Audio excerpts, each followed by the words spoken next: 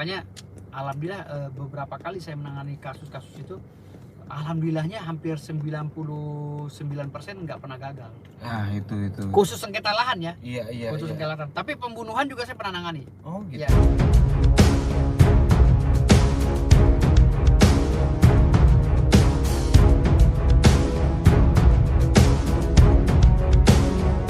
Pemirsa dimanapun berada, fans pengacara Cowboy, pengacara Joker, pengacara Ribu Dabu, dimanapun Anda berada, salam keberkahan bagi kalian semua, salam sejahtera bagi semua.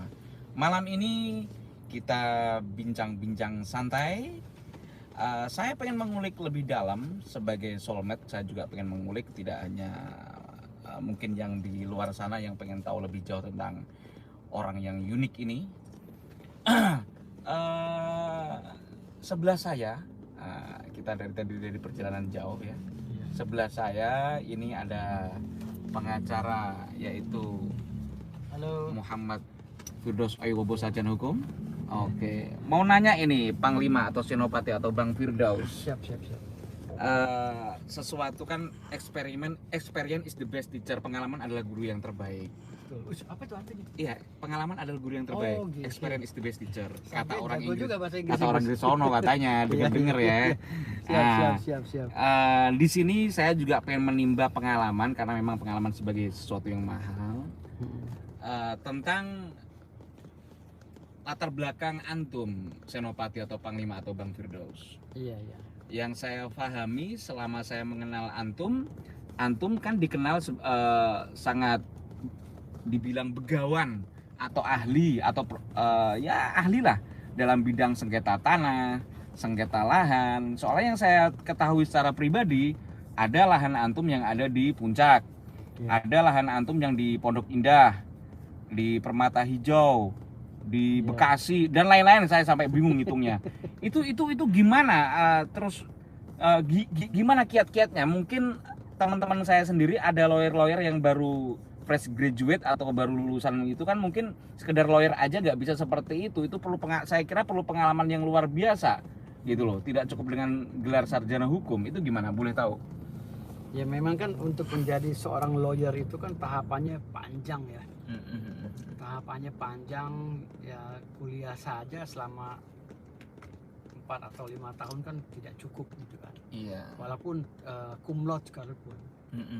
Karena beda teori hukum dengan politik hukum, khususnya untuk di dunia lapangan ya. Betul. Kalau saya kan lawyer yang spesialis menangani kasus-kasus yang memang ekstrim lah ya, kayak pengosongan lahan, kayak perampasan lahan, kayak itu. Iya, kayak kasus perdata. Karena untuk menangani permasalahan hukum ini khususnya perdata sengketa lahan, itu nggak bisa pakai surat menyurat yang normatif ya, layaknya orang-orang seorang lawyer itu melakukan kegiatan administrasi hukum. Emang iya sih. Makanya saya bilang kita lihat dulu kalau mau jadi lawyer itu mau ngambil yang mana nih spesialisnya gitu kan. Artinya nggak semuanya kita caplok. Kalau kita caplok semuanya, pidana kita ambil, perdata juga kita ambil, apa aja itu, wah itu kita kalang kabut nanti. Kita nggak mempunyai spesifikasi gitu. Iya. Makanya saya mengambil khusus sengketa lahan. Gitu. Sengketa lahan itu yang saya ambil, dan narkoba. Oh iya, narkoba. Dua kekuasaan ya? Iya, dua itu yang saya ambil di dalam bidang saya sebagai lawyer. Yang kalau pidananya saya ngambil narkoba dan korupsi ya, dan korupsi. Tapi lebih dalam narkoba saya. Narkoba benar. Yang keduanya sengketa lahan. Yang paling nomor satu dan unggulan saya adalah sengketa lahan. Yang selama ini saya pelajari ya. Karena selama hampir belasan tahun saya di dunia hukum, dari mulai lembaga bantuan hukum ya. Saya dulu di lembaga bantuan hukum HAKAMI, Hak Asasi Manusia, dari Kemenkumham. Iya. Dari Kementerian Hukum dan HAM. Saya di HAKAMI, Hak Asasi Manusia. Lalu akhirnya saya jadi advokat. Dan ya gitu, saya memang senang di dunia lapangan gitu loh, senang gebuk-gebukan. Nah itu yang tidak didapat di kampus. Ya nggak ada di kampus. Jadi gini, kadang-kadang kalau orang memikir bahwa gimana caranya nih untuk menangani sengketa lahan, surati, somasi. Kalau Hmm. kalau cara Normatif. normatif kan surati aja, Nah. somasi aja. Orang-orang sekarang udah nggak ada yang kena somasi, nggak ada yang kena gitu. Ah. Jadi di somasi 1 kali, 2 kali, 3 kali, bahkan dilaporkan pun orang sekarang udah nggak ini, udah Iya, kebal gitu. iya. Nah makanya saya punya tim sendiri untuk menangani masalah itu, pengosongan lahan, perampasan lahan. Jadi trik-trik merampas lahan orang lain juga kita harus tahu, kalau enggak kita kena pidana gitu. Iya. Jadi ketika orang ini ngeyel, saya rampas paksa. Iya. Gitu. Makanya di beberapa kasus-kasus yang saya tangani, banyak orang yang apa sih awalnya nyeleneh ya kan. Kita somasi sekali nggak mau, 2 kali nggak mau, akhirnya kita main politik hukum. Politik hukum itu dengan cara kita melakukan penggalangan, ya kan, melakukan penggalangan massa di sekitar, lalu kita melakukan proses penyelidikan juga seperti polisi gitu kan, intel gitu kan, datang kita tanam 2 orang di sana, suruh ngontrak dulu di situ, pelajari situasi, cumemu gitu. Jadi sampai ke situnya gitu loh, peperangan antara lawan kita nih dengan kita gitu di lapangan. Jadi sampai segitunya. Makanya kenapa lantas yang Gus bilang tadi, kok aset saya di mana-mana gitu kan, ada yang di Pondok Indah, ada yang di Permata Hijau, ada yang di Jakarta Pusat, kan. Ya itu tadi bukan aset yang saya sengaja beli, tapi bukan karena aset yang sengaja beli. Iya, kalau beli dari mana? Ini Iya, triliunan nilainya gitu loh. Ada yang ratusan miliar. Masuk akal. Jadi kalau kita beli, duit dari mana kan gitu. Akhirnya karena kita sering menang terus dalam melaksanakan profesi kita sebagai lawyer, akhirnya dapat komisi. Selain uang, selain operasional dikasih juga ya katakanlah seperti di Permata Hijau. Permata Hijau saya nangani kasus sekian hektar gitu kan. Lalu setelah selesai saya dikasih 3 hektar. Iya. 3 hektar itu di Jakarta Selatan tahu sendiri kan, Permata Hijau. Permata Hijau Per meternya itu bisa 50 sampai 100 kan gitu. Betul. Makanya alhamdulillah beberapa kali saya menangani kasus-kasus itu, alhamdulillahnya hampir 99% nggak pernah gagal. Nah, itu. Khusus sengketa lahan ya. Iya. Khusus sengketa lahan. Tapi pembunuhan juga saya pernah nangani. Oh, gitu. Ya. Kasus pembunuhan yang ancaman hukumannya 22 tahun. Waktu itu di Pengadilan Kerawang. Jadi karena saya bisa meyakini hakim bahwa ini klien kami ini tidak begitu bersalah, akhirnya beliau dihukum 3 tahun dari ancaman hukuman 22 tahun. Berlapis loh pasalnya. Jadi pasal berlapis, pasal 338 junto pasal 340 kalau nggak salah, pembunuhan berencana dan ini. Itu ancaman hukumannya 22 tahun. Jadi 3 tahun saya pres, dan 3 tahun pun dia hanya ngejalanin berapa tahun gitu loh. Karena ngurus PB, ngurus apa segala itu. Saya urusin semua sampai clear. Iya. Ada juga kasus narkoba. Narkoba ini dia harusnya kena berat ya, karena barang buktinya banyak. Tapi karena peristiwa hukum ini loh kita cari. Gimana cara kita meramu eksepsi ya, atau pledoi kita, atau gimana caranya kita meyakini hakim dengan surat-surat yang kita buat pada persidangan, lalu didukung lagi dengan peristiwa hukum ya, alat bukti dan bukti-bukti dan saksi gitu. Artinya di sini banyak case-case yang saya dapati pasca saya membela klien saya. Dan setiap saya membela klien saya nggak pernah gagal. Nggak pernah gagal. Walaupun serangan-serangan udah, wah kalau saya sih dilaporin udah biasa itu. Dilaporin, diancem. Bahkan banyak sekali ancaman-ancaman ketika saya nangani kasus hukum yang berkaitan dengan benturan-benturan dengan ormas, dengan aparat tuh banyak banget. Saya pernah dikepung oleh oknum ya. Oknum. 2 truk. Gitu. Saya pernah dikepung tuh. Gila. Lagi 2 truk, bayangin aja. Terus yang lain ada yang kabur nggak? Selain antum, ada yang kabur nggak? Dari 7 staf saya, yang sisa cuma 2. Sama saya ketika itu pun yang 2 ngandelin saya. Gila. Itu nggak ada urat takutnya itu. Iya, kan saya bilang jangan ada yang kabur gitu loh. Tapi begitu tuh pasukan turun semua, lari semua gitu. Iya. Jadi saya ngapain kabur gitu loh. Akhirnya saya bicara sama pimpinannya, saya jelasin begini. Ya, saya bilang, Anda bunuh saya bilang begitu. Di belakang saya juga ada pimpinan Anda, saya bilang, saya udah koordinasi, saya kesini udah koordinasi, saya bilang. Iya, betul. Jadi awalnya tuh saya nggak tahu kalau itu punya petinggi gitu kan. Iya. Kita main hajar-hajar aja bro. Ternyata bintang titik-titik. Iya. Oke, Kalau paham, saya paham. kan nangani kasus perdatanya sengketa lahan itu kan, bagi saya gini, selama belum ada putusan pengadilan, gue sikat, gitu loh. Jadi dia pasang plang, saya pasang plang juga. Dia taruh orang, saya taruh orang juga. Gitu. Iya. Jadi makanya eksekusi itu berat banget, Iya, banget. Gitu. Betul. Dan alhamdulillah saya beberapa kali memenangkan perkara itu, sehingga itu tadi saya dapat rumah, ya kan? Saya dapat tanah, dapat aset banyak, saya banyak banget. Gitu. Itu dari skill kita. Gitu. Betul. Kenapa lantas saya nggak ngambil kasus-kasus pidana ya? Karena pidana itu duitnya dikit, penghasilannya dikit, kalau menurut saya itu. Iya. Kalau perdata kan kita udah Iya, tahu. ketahuan kan, bela rumah nih sengketa 20 M, Iya. udah buat Pak Firdaus separohnya gitu kan. Iya. Wah, mati-matian kita bela gitu kan. Iya. Tambah lagi operasional kan gitu. Iya. Tapi maaf, kalau saya sebagai pemerhati kehidupan, saya kira pengalaman yang antum jalani sebelum antum di dunia kampus itu yang lebih banyak antum praktekkan, antum kombinasikan, antum racik, dikombinasikan dengan hukum-hukum tadi gitu loh. Saya kira di situ lebih banyak pengalaman antum kalau saya membaca sekilas tadi dari Ya kan, saya pernyataan selain di lembaga bantuan hukum kan banyak kan di LSM ya. LSM itu kan saya selama hampir Nah, itu maksud saya. hampir 16 tahun saya di LSM. Masya Allah. Saya jadi ketua umum itu ada beberapa organisasi. Saya di wartawan hampir 13 tahun. 14 tahun saya di wartawan. Iya. Di LSM tuh 16 tahun. Nah, itu maksud saya. Ya, mahal. di LBH itu saya udah hampir 19 tahun. Itu yang Dengan tidak ada sekarang di kampus. di lembaga bantuan hukum. Artinya saya tuh berjibaku di bidang hukum itu udah lama banget gitu kan. Sehingga saya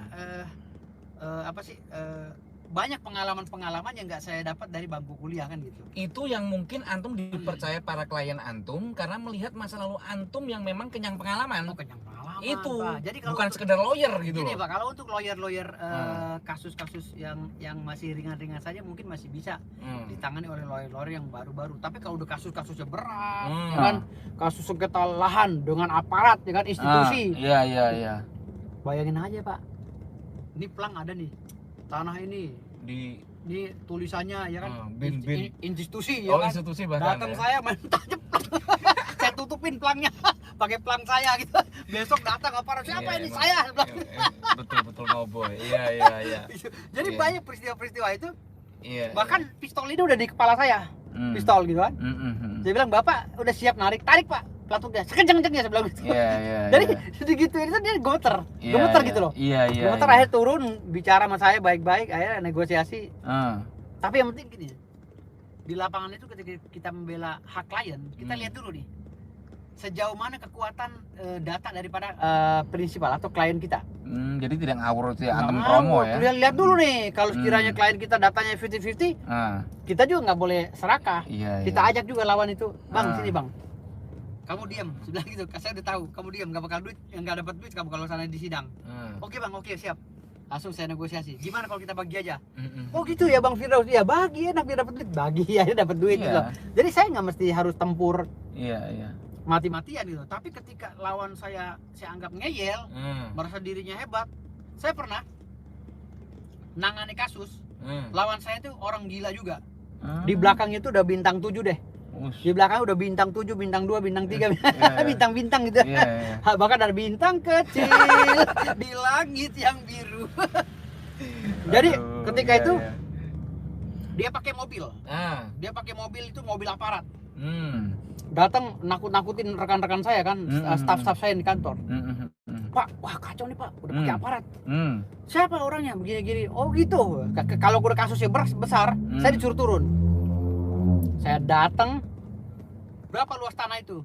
Sekian, bikin plang 7 biji, saya bilang gitu. Bikin plang 7 biji, dia punya plang, punya Pak. Bikin plang, rumahnya ada, ya ada. Ntar robohin, saya bilang gitu. Wah, kok robohin Pak, kan kita belum ada putusan pengadilan, robohin, saya bilang gitu. Iya. Udah, setelah saya baca suratnya. Jadi setelah saya baca suratnya, dia punya sertifikat HGB, hak guna bangun. Lalu kami punya girik ya, AJB. Kami punya AJB, dia punya sertifikat HGB. HGB-nya ini kalau menurut saya tidak linear, tidak sesuai dengan mekanisme pembuatan atau pengajuan sertifikat di BPN kan gitu. Wah ini gampang banget nih. Oke dia ada HGB, tapi kalau sidang lama nih, mendingan gue ributin aja. Begitu saya datang bawa mobil truk ke sana, ada anggotanya dia di sana, gue usir-usirin semua keluar, gitu. Gue ngamuk, gue pecah-pecahin semuanya. Tancep, saya pelang saya tancep, saya semen semua. Dia ngomong sama bosnya, pimpinannya, sama pengacaranya. Datang, dia bawa pasukan juga. Wah pasukannya preman-preman semua. Wah hebat, saya bilang, lu cabut pelang gue, lu gue laporin. Akhirnya saya dilaporin di Polda, di Polda apa di Polres ya? Di Polda kalau nggak salah waktu itu. Dua laporan, di Polda dan di Polres.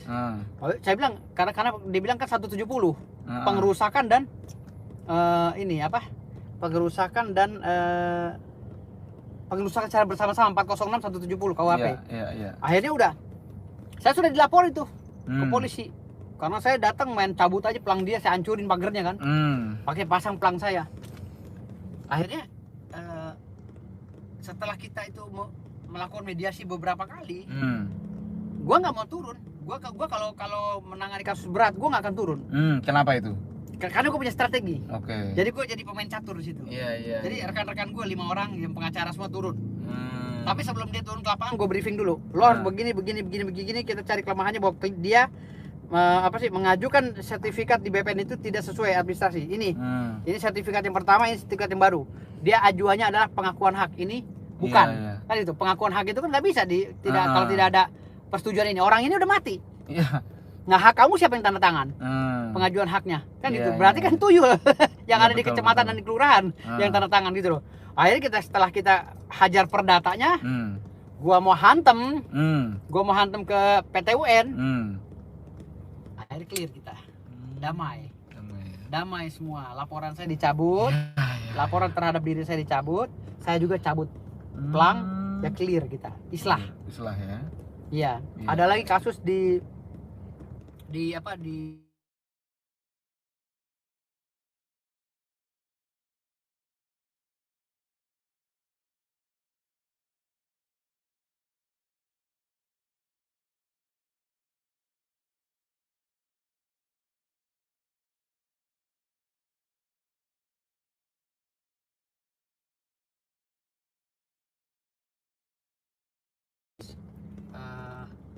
jadi di Jakarta Pusat itu anak-anak ya, anak-anak ini kan anak-anak timur.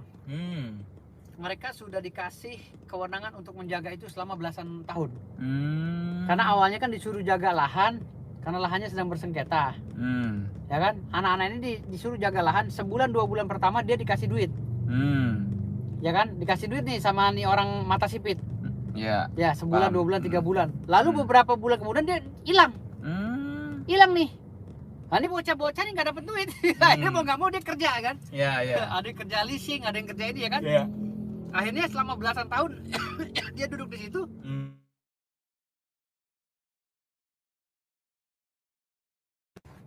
Surat tanahnya udah pindah ke bank. Dijaminin. Datanglah orang-orang bank itu. Ya kan? Datanglah orang-orang bank itu. Ingin mengusir nih orang-orang. Dikasih hanya 500.000 satu kepala keluarga. Nah, sementara orang timur itu ada di situ sekitar 30 orang. Orang timur lah ya, orang daerah Nusa Tenggara Timur sana. Lalu dengan sekonyong-konyong dia semena-mena si bos sipit ini mau ngusir anak-anak ini. Saya bilang, lu punya apa? Duduk di sini selama belasan tahun, ada surat perjanjian? Tidak ada. Kami secara lisan aja. Oh gitu. Lalu lu punya KTP nggak di sini? Saya bilang gitu. Lu punya KTP di sini? Lu punya kartu keluarga di sini? Rekening listriknya ada? Ada semua. Gue lihat. Oh rekening listrik ada selama belasan tahun. KTP? Oh ada, dia domisili di sini. Oke. Lalu hanya dengan KTP dan listrik, dengan surat domisili di situ di RT RW, bentuk pengakuan dia bahwa dia tuh domisili di situ, artinya ada hak dia di situ. Gue sekarang lagi lawan sertifikat HGB yang dianggunkan ke bank oleh mafia. Jadi dia melakukan kegiatan intervensi dan lain-lain, dilaporin ke polisi lah, nggak ngaruh bagi gue. Saya bilang sama mereka jangan keluar, saya bilang gitu, jangan keluar, karena saya lihat proses pengajuan sertifikatnya ini udah nggak benar. Kenapa gue bilang nggak benar? Karena masa sertifikat awal ini 35 orang, ya, atas nama 35 orang sertifikat awal di Menteng nih. Lalu tahu-tahu pengalihan sertifikat dari orang awal ini 35 orang nih, orang Betawi, namanya orang Betawi ya, ke si Cina ini. Kok Cina ini bisa dapat dari tanda tangan satu orang doang? Sementara sertifikat yang lama ini HGB ini ada 35 orang yang tanda tangan. Sementara si mata sipit ini dia dapat sertifikat dari tanda tangan satu orang, itu pun satu orang diragukan. Gitu loh. Diragukan keasliannya tanda tangannya. Gitu. Makanya gue bilang, di sini yang gue hajar. Walaupun gue cuma pakai KTP kartu keluarga, ini gue hajar. Gue hajar dari administrasi pengajuan pembuatan sertifikat. Ini yang udah salah. Gitu loh. Gue hajar, sekarang dia nggak bisa eksekusi. Nggak bisa eksekusi. Jadi Menteng itu ada sekitar 600 meter, 500 lebih. Nah, gue dikasih 300 meter. Gitu. Sampai sekarang belum bisa dieksekusi sama sekali sama bank itu. Iya.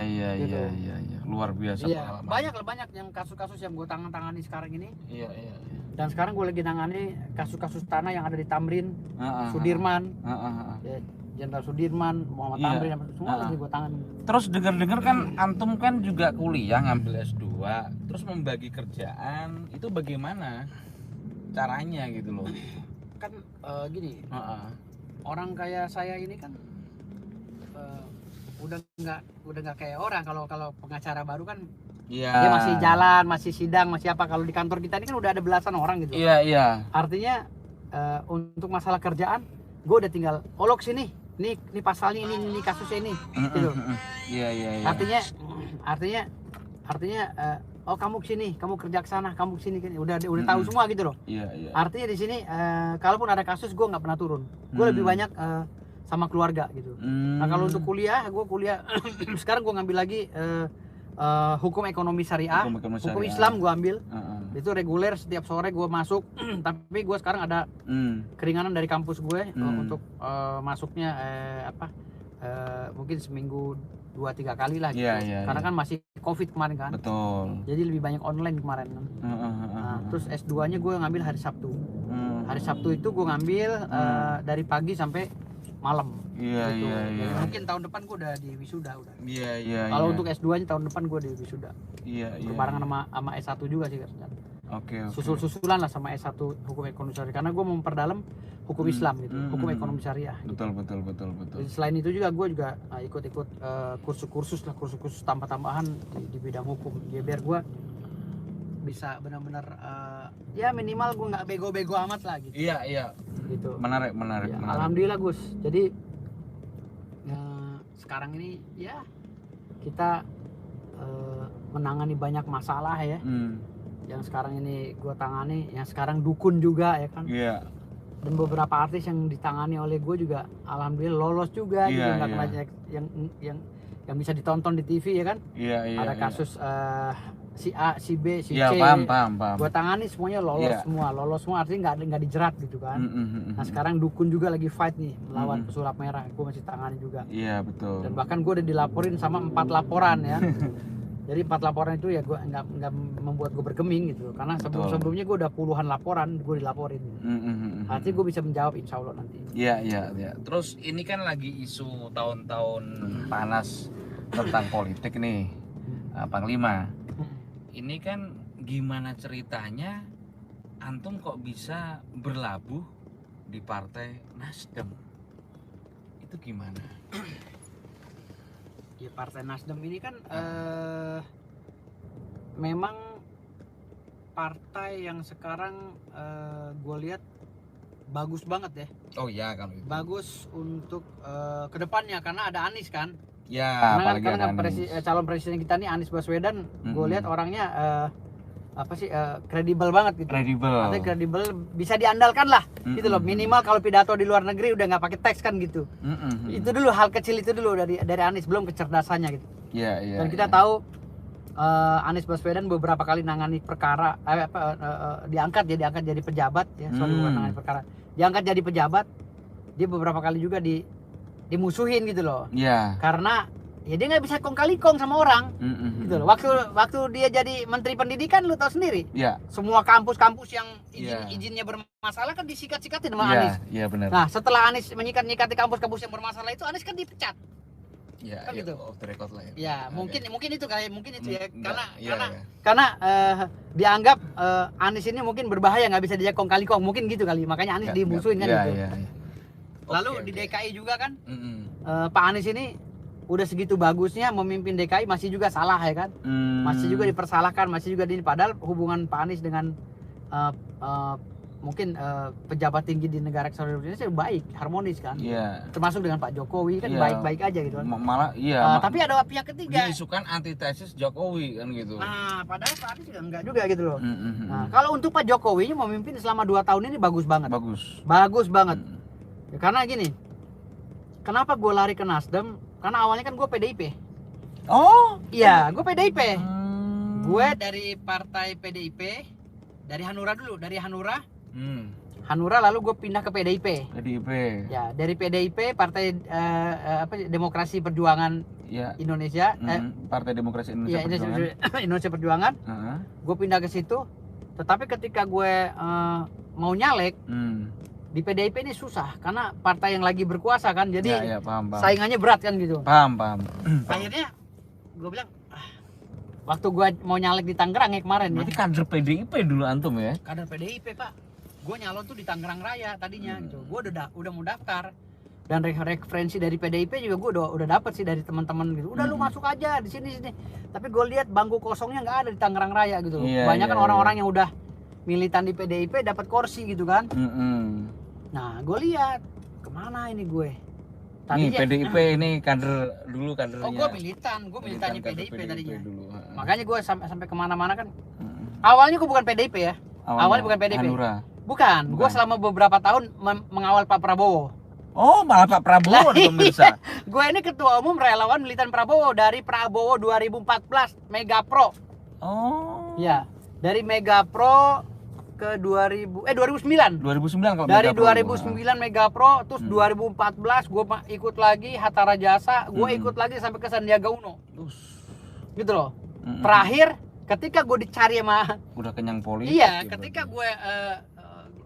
gue turunkan masa, gue dicari sama ya tau lah. Iya, paham. Dicari sama aparat ya kan. Akhirnya Pak Prabowo masuk ke Pak Jokowi kan, lah kok gue ditinggal gitu. Oh gitu, oke. Akhirnya Prabowo masuk Pak Jokowi nih, gimana nih orang daerah udah pada ribut nih, udah gue ikut aja ke PDIP kan gitu awalnya. Iya, terus tadi pagi aku lihat video kan, antum ngomentari Ahmad Dhani, gimana itu? Sekilas mungkin atau gimana, ada tambahan atau gimana? Enggak, kalau Ahmad Dhani itu kan dia podcast gitu. Menyikapi masalah Pak Anies kan gitu. Pak Anies kan kemarin sebelum beliau itu menyelesaikan tugasnya, purna tugas di Pemda DKI, beberapa hari sebelumnya itu Pak si Ahmad Dhani, Bang Ahmad Dhani ini manggil, Mas Ahmad Dhani ini manggil beberapa orang, dua orang itu podcast untuk menanyakan pendapat. Tapi dua orang ini terlalu tendensius gitu, seakan-akan Pak Anies ini nggak ada kerjanya di Jakarta gitu. Nah, makanya saya balas lagi gitu loh. Wah, berarti Ahmad Dhani ini ngundang orang-orang sengaja untuk berbicara memojokkan Pak Anies. Berarti dia berseberangan nih dengan saya. Suatu saat Mas Ahmad Dhani akan bertemu dengan saya di TV gitu. Saya membela Pak Anies gitu. Suatu saat Mas Dhani ini nanti akan bertemu dengan saya. Gitu. Saya melihatnya juga selain politisi juga dua seniman gitu bertemu gitu. Iya, kalau seniman ya saya berbarengan kami, dan sama-sama suka sufi gitu loh. Iya. Mas Dhani juga suka sufi, antum juga suka sufi gitu loh. Iya, betul. Iya, unik ini nanti kalau bertemu unik dua orang ini. Iya, betul. Dan dulunya juga di Gerindra beliau ini gitu loh. Iya. Enggak, saya enggak Gerindra. Saya enggak di Prabowo-nya. Sorry, di Prabowo-nya. Kalau Mas Dhani kan juga di Prabowo-nya selain Gerindra gitu. Unik. Kalau saya nggak pernah masuk Gerindra, nggak pernah. Tapi bapak saya, almarhum bapak saya itu Golkar mania. Asli Golkar mania kalau bapak saya. Gitu. Jadi sampai baju-bajunya Golkar, kaos kakinya pun Golkar. Sampai meninggal pun dipesan sama saya, kamu ikut partai saya Golkar. Iya Pak. Ya kalau Golkar di NTB memang melek. Oh iya, kalau bapak saya Golkar sampai matinya pun sempet, kamu kalau politik di Golkar aja gitu. Memang diakui. Tapi kan saya sekarang ke Nasdem. Nasdem juga nggak kalah seksi juga di NTB, insya Allah. Iya, insya Allah. Terus saya kemarin lihat dengan mata kepala saya sendiri ketika di Balai Kota, di antara semua para sultan dan keturunan-keturunan sultan kemarin, yang satu-satunya yang bisa cipika-cipiki itu antum doang. Itu gimana ceritanya itu? Siapa tuh? Sama Bapak Anies Baswedan. Oh, cipika-cipiki salaman. Itu jadi berita berarti heboh viral di mana-mana loh. Kan gini. Saya ini kan bertemu dengan Pak Anies ini beberapa kali. Bahkan saya sempat ngambek sama Pak Anies. Oh gitu. Gara-gara masalah tanah saya yang di Permata Hijau. Sempat ngambek saya. Oh iya, zamannya beliau. Ya, zamannya beliau. Sempat ngambek saya. Karena urusan tanah Permata Hijau lagi itu kan ngejelimet banget tuh. Masa bisa muncul 7 surat itu loh. Di atas tanah satu hamparan itu bisa 7 surat. Itu ada sertifikat. Zamannya Pak Anies doang atau zamannya Ahok juga? Zaman Ahok masalahnya. Oh, dari Ahok dulu. Dari Ahok dulu masalahnya. Pak Anies cuma kena cipratan doang. Iya, gitu. iya, Makanya ketika saya tahu masalahnya, oh ternyata bukan Pak Anies, dari zamannya diduga zamannya Ahok kan gitu. Oke. Ya udahlah, nggak usah bilang gitu kan. Tapi udah clear sih masalahnya, sekarang udah clear. Alhamdulillah udah clear. Nah, akhirnya saya waktu Pak Anies pertama kali jadi presiden, jadi gubernur pun udah saya kawal. Iya. Terlihat dari beberapa foto saya kan gitu. Lalu sekarang ini ketemu lagi, beliau mungkin masih ngenali saya atau apa ya. Kemarin saya ngobrol. Alhamdulillah. Saya bisikan sesuatu lah sama beliau gitu. Jadi Iya. saya bisikan sesuatu lalu dijawab oleh beliau. Kami ngobrol sebentar gitu. Iya. Terus saya Nasdem ini kan seksi dengan jargon restorasi perubahannya. Dan sebagai putra Bima, putra Sumbawa, saya juga pernah sekilas mendengar info tentang Gusuwaru ya. Iya. Kurang lebih lah begitulah Gusuwaru. Ya. Sebagai memang orang-orang yang berdarah bangsawan di sana memang harus memiliki jiwa falsafah Gusuwaru tadi. Semacam ada komitmen atau pernyataan. Dan hari ini kan zaman modern gini udah mulai dilupakan generasi milenial. Iya. Nah, sayang itu padahal itu sangat dalam sekali itu maknanya. Jadi gini, banyak orang, kenapa saya masih sampai sekarang ini melestarikan budaya Bima, budaya kakek buyut saya sampai sekarang. Saya bangga pakai pakaian kemarin juga budaya Bima itu contoh saya kemarin bangga, kemana-mana saya bawa. Kenapa? Karena sekarang ini kan anak-anak muda ini kan udah tergiring ke hal-hal yang pragmatis. Betul. Udah berbicara masalah sejarah, apalagi itu kalau sejarah ini kan beriringan jalannya dengan agama. Betul. Budaya, sejarah dan agama itu beriringan jalannya. Betul. Maka ketika kita tidak percaya dengan sejarah, kita akan terkikis untuk mempercayai budaya. Bahkan mayoritas di Quran itu tentang sejarah loh. Loh iya, makanya tentang sejarahnya nabi-nabi terdahulu. Betul. Makanya ketika anak muda ini pragmatis, tidak percaya dengan sejarah, maka dia tidak percaya pada budaya. Betul. Nah, ketika sejarah dan budaya ini sudah tidak dipercayai, agama pun akan tidak dipercaya oleh beliau. Iya, oleh mereka gitu. Paling tidak ya agnostik tadi. Nah, antara punya agama tapi kurang percaya gitu. Itulah yang saya bilang tadi. Kenapa saya mati-matian memperjuangkan seni budaya di Indonesia ini? Kenapa saya mati-matian mempertahankan tradisi kayak dukun segala itu? Yang tidak melanggar syariat. Yang nggak melanggar syariat, ya. Ini kan bagian daripada sejarah kelam bangsa kita. Betul. Bangsa kita bangsa Nusantara ya. Nusantara itu Nusa Nipa dan lain-lain. Iya, kan, betul. Artinya di sini siapa saja yang melupakan sejarah maka dia siap-siap akan hancur. Hancur akidahnya. Ya. Hancur agamanya. Dan itu diperingatkan Allah juga di Quran. Hancur negerinya. Nah, untuk orang-orang terdahulu untuk dijadikan pelajaran. Iya, makanya itu yang saya bilang tadi. Kenapa saya mati-matian walaupun dihina ya. Saya membela saya membela para dukun ini. Yang saya bela ini dukun urut. Ya, dukun urut dan dukun-dukun lain yang telah dijustifikasi oleh si Marcel Radival. Iya. Gitu loh. Tetapi saya miris gitu ketika saya membela kok orang masyarakat ini memandang dukun itu digeneralisir. Betul. Bahkan orang itu nggak ngerti sampai saat sekarang banyak dukun-dukun ini yang bertumbangan ya, dapurnya juga akhirnya dapur juga keganggu gara-gara hal ini gitu. Karena masyarakat ini secara nggak langsung tergiring dengan opini-opini atau tersigma dengan opini yang menyatakan bahwa goib itu sebenarnya nggak ada gitu, bisa bahaya loh gitu. Paham. Goib itu nggak ada loh. Kalau kita udah nggak percaya sama goib berarti rukun Islam kita, rukun iman kita udah terkikis di situ gitu. Paham. Kenapa gue bilang waktu gue jawab omongan si Marcel yang dibilang barang siapa kiai atau siapapun yang bisa melihat jin ya dengan utuh, secara utuh, berarti dia dipastikan Islamnya keluar dari Islam. Dia keluar Islam. Artinya kan kok bisa dipastikan keluar dari Islam? Makanya gue jawab lagi. Gue jawab dia si Marcel dan netizennya, gue bilang barang siapa yang tidak percaya akan adanya dukun, maka persaksiannya. Maka Syahadat itu maknanya syahadatnya bisa persaksian. batal kan gitu. Syahadatnya bisa batal, bukan batal ya, tapi syahadat syahadatnya itu itu bisa bisa batal. maknanya persaksian, luas maknanya syahadat itu. Iya, makanya syahadat Kalau itu, Marcel kan syahadatain. iya, Tadi kan iya. dipastikan keluar dari Islam kan berarti syahadatain konteksnya. Iya, makanya kan maknanya Marcel dan netizennya kan syahadat itu apa? Syahadat itu kan ada beberapa maknanya ya kan? Makna. Bahkan ijazah itu di dalam bahasa Arab itu artinya syahadah. Iya, iya. Ijazah itu syahadah. Selain sijil itu Iya, syahadah. itulah yang gue maksud, Gus.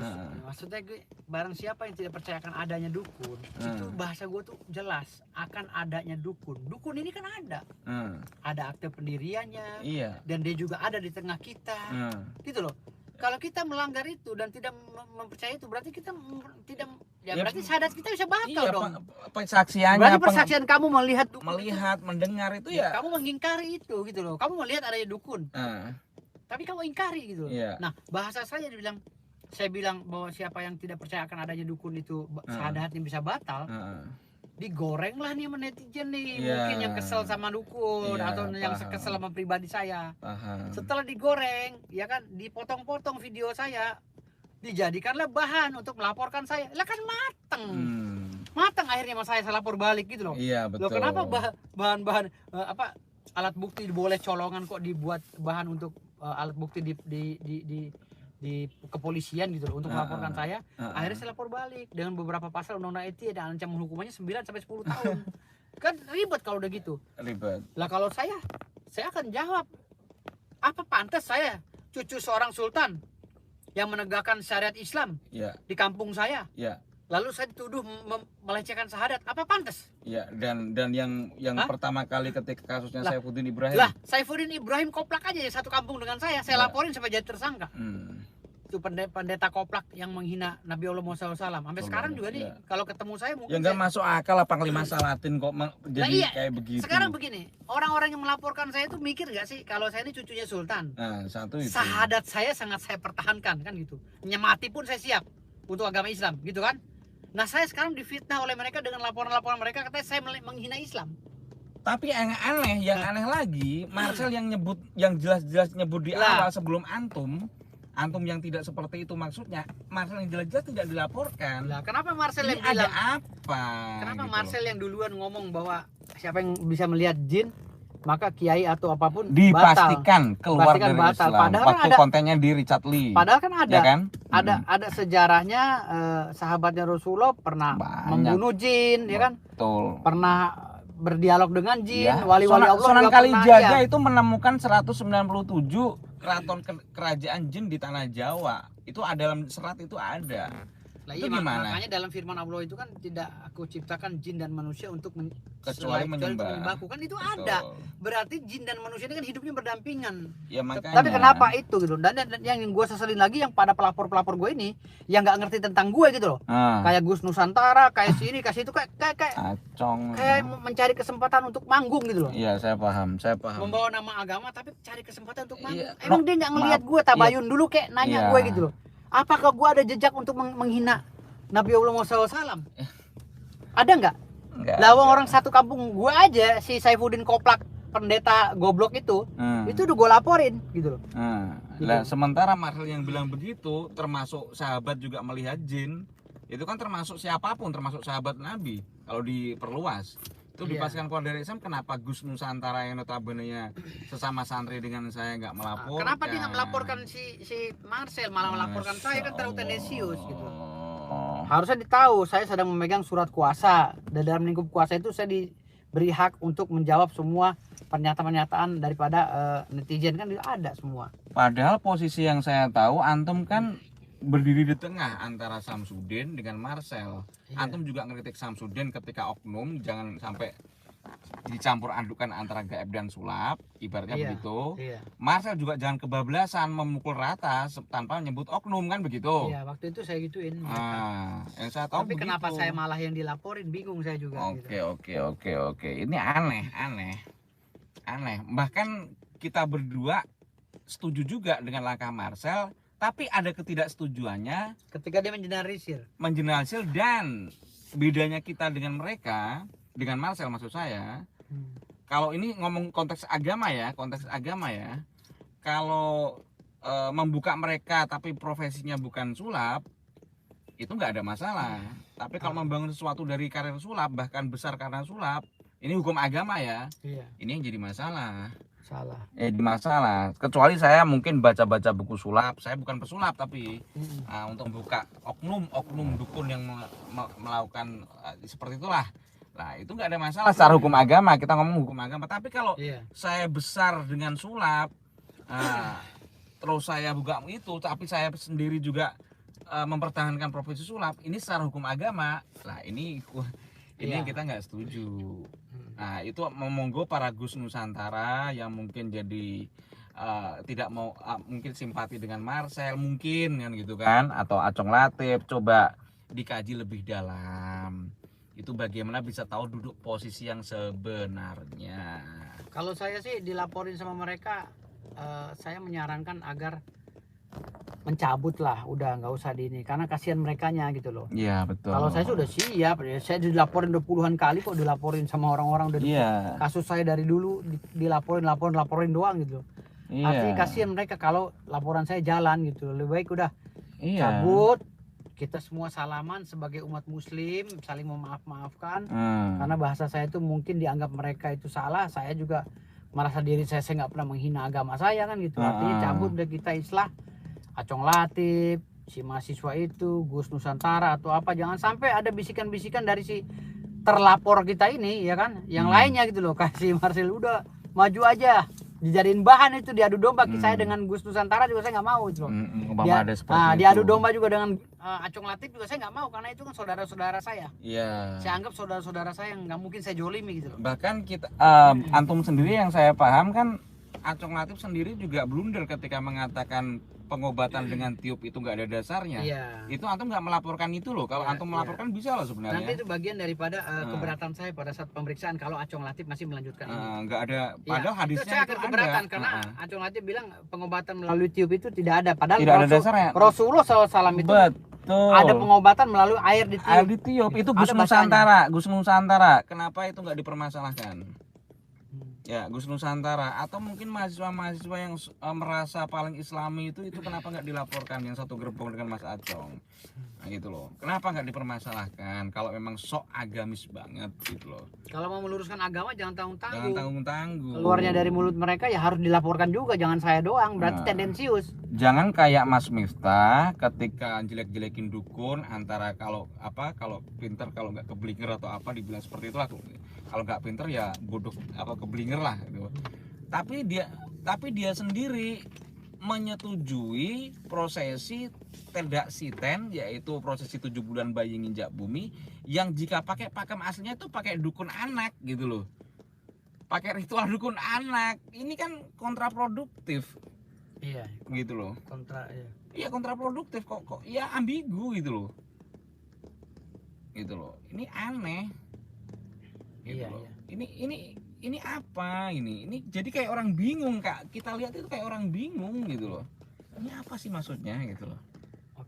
Oke gitu aja ya. Kita gitu aja karena kita mau pertemuan lagi dengan orang ya, dengan calon klien kita. Oke, terima kasih banyak. Silakan. Oke gitu aja. Oke, semoga insya Allah nanti kita akan berjumpa lagi. Wallahul muwaffiq ila aqwamit thoriq. Wassalamualaikum warahmatullahi wabarakatuh.